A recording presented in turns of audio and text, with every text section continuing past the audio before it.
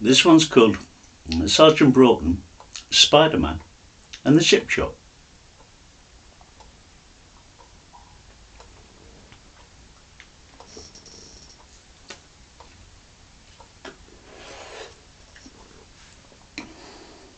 I am what I seem, a loner who enjoys good company, a loyal person who believes in fidelity to one's partner, being fortunate enough to be able to say that I know myself, believe that it's the now that is relevant, not yesterday or tomorrow. As one was, the other still has to be. Yeah, more than all of that, I believe in family. Whatever that is for someone, and the support it can provide. Anyway, having learned what I had in college, I had continued, as I had, for a while, then be called to Rawton's office. I had been told to go in and wait, and there on the desk had been the report about me, written by the Chester and Cheshire Remedial Society, and with him out of the office, I stood in front of the desk and did what I could do. I read upside down. I'd read the results before Rawton returned to the office, having ensured that the manila folder I'd read from had been exactly where it was when he re-entered the office. He was a fellow who had looked as though he'd been a flight lieutenant in the RAF during World War, I had figured. You do realise that as these say, as they do, he'd begun, showing me what I'd already read. We cannot understand why you're just getting average, without even trying, as it were. I nodded, then listened intently as the fellow carried on. We're going to try you with a little bit more pressure, for a week or so, to see how you deal with it, all right? He'd asked, concern evident in his voice as he looked for my reaction. As I recall, there had been none from me, other than, I understand, and then left. Well, the pressure had been on, and I had not dealt with it well at all. So, 9 weeks before the exam, I had chosen not to follow the path I'd nearly taken, and I had chosen to leave catering college. After Collett Park, unemployment had been a breeze for a week or so. Then boredom had set in, and for me boredom is dangerous. So I'd been pleased to find a job in a local chip shop. Well, that'll save on lives, Dad had said. I'd been the first non-Greek to work for mother and son with the Chinese chef, who cooked so well for me during breaks and lunch, and I put on 3 stone after just 5 weeks. Jimmy, my short, rotund... Try saying that when you'd see them. Jimmy, my short, rotund boss in a white coat, had a mother who called me Fastidious. Fostiras, or something like that. And when I quizzed her as to what it meant, she had told me, Professor. I still don't know if that's the truth or not. Yet I'd said the food was good. But I'd had to leave, as the mistakes I'd made on the till, and there had been many, had come out of my wage packet. That had been bad, but back then I'd had to deal with the public as well. There'd been the boyfriend of a friend of mine, big and blonde, a kind of rugby player type, in a leather and smelling of booze.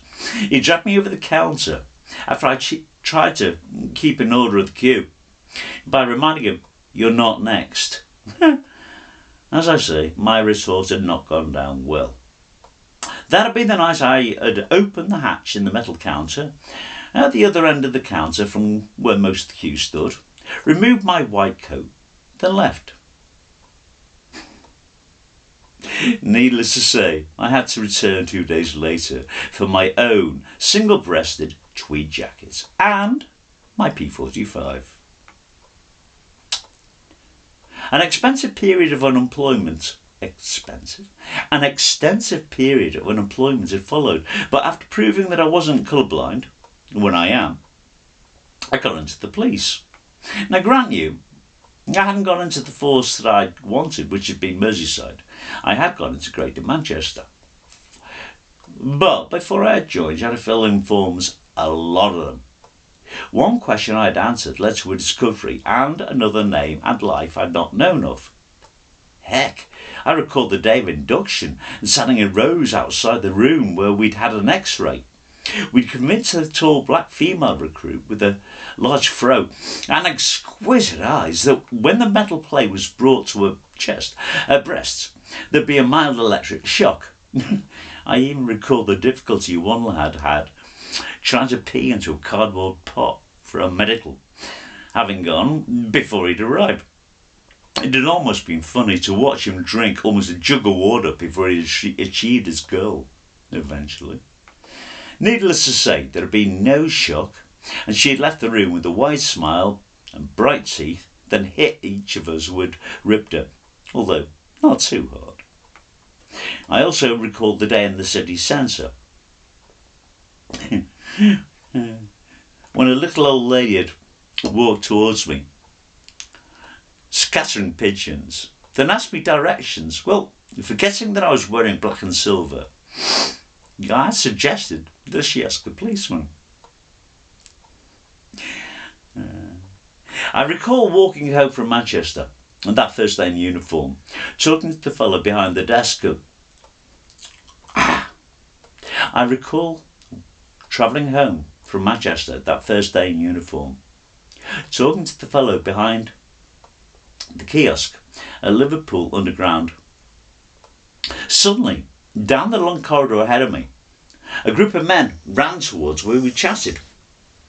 They'd stopped at the end of the counter, where the sweets were racked up, gathering armfuls of assorted chocolates, bars and candies, and then they had run back to where they had come. Abruptly, try again. Sheesh. Abruptly, a young man at the back turned, and looking back, he noticed what I wore beneath my own black trench coat. He had noticed the black and the silver and called, "It's a copper!" As if they were acting as one, the group had stopped, turned round, then run back towards where we still chatted, only moderately aware of what had just happened. They had thrown their chocolate and sweets back where they had gathered them from, and then, as I had begun to appreciate the nuance of their actions, the group had gone. As quickly as their actions... They had thrown their chocolate and sweets back where they had gathered them from, and then, as I had begun to appreciate the nuance of their actions, the group had gone, as quickly as they had first arrived.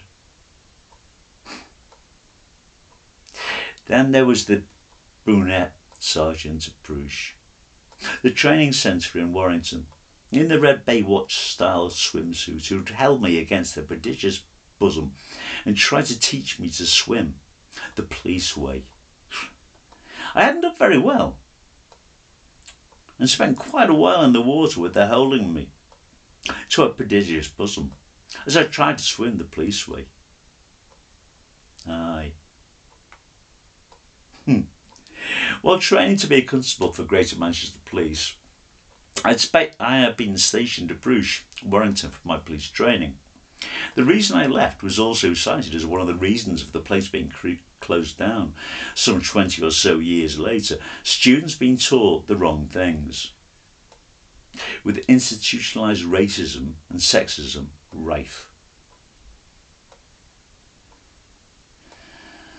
As it was, I finally left because of one very pompous little man who stood before us and warned us of our job expectations. Sergeant Broughton. "Don't expect any help of the public. It's you against them, and they're not going to win."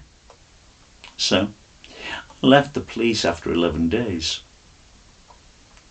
I did have a consolation for all I endured in the police. We were in the classroom environments, and we were on the flat top building across from...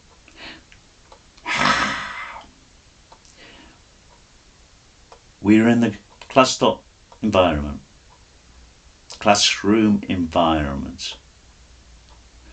We were in the classroom environment.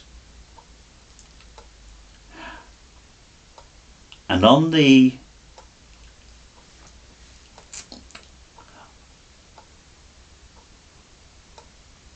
Central A Division, Manchester. And I looked across from where I sat to the flat top building across from ours. It was only months later I found out why Spiderman was having his picture taken.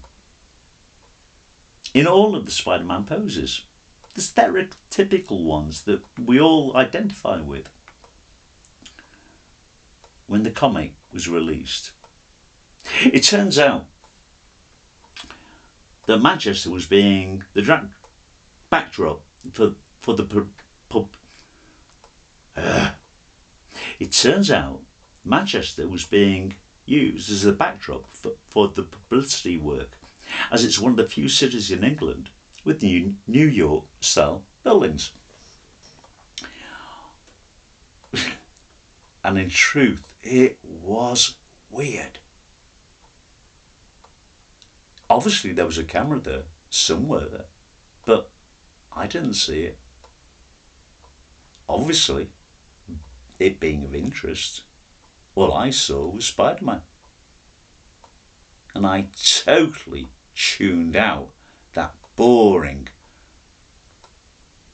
irritant that was our tutor.